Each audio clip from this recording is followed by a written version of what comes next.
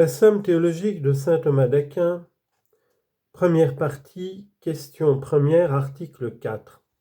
La théologie est-elle une science purement pratique ?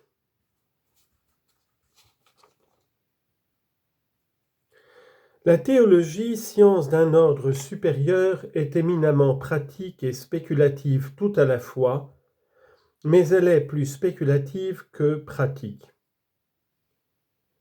Il faut dire ceci, la théologie embrasse, tout en restant une, ainsi que nous l'avons vu, les divers objets des sciences philosophiques, parce qu'elle les considère tous sous le même rapport formel, comme relatifs à la révélation.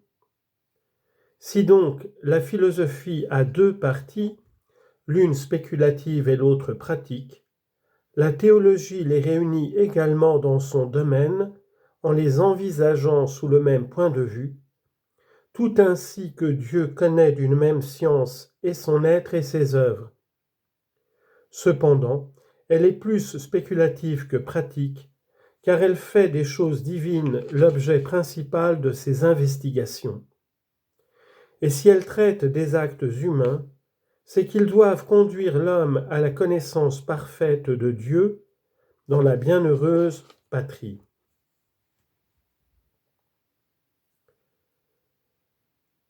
Première objection, la pratique a, suivant Aristote, l'action pour fin.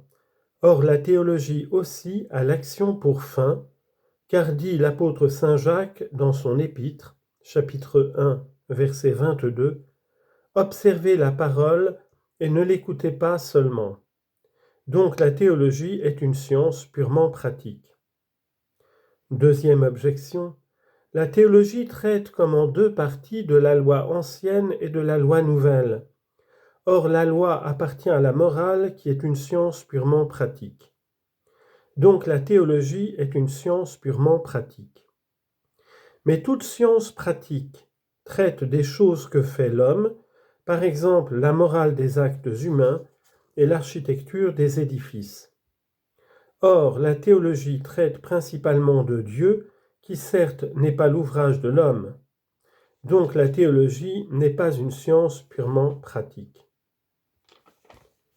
La réponse à ces deux objections se trouve dans la réponse donnée au début de cette lecture de cet article 4. Que le Seigneur nous bénisse tous et qu'il nous éclaire de sa lumière de sagesse et qu'il enflamme nos cœurs de l'amour de sa parole, de l'amour de ses dons divins, de l'amour de ses mystères divins. Amen.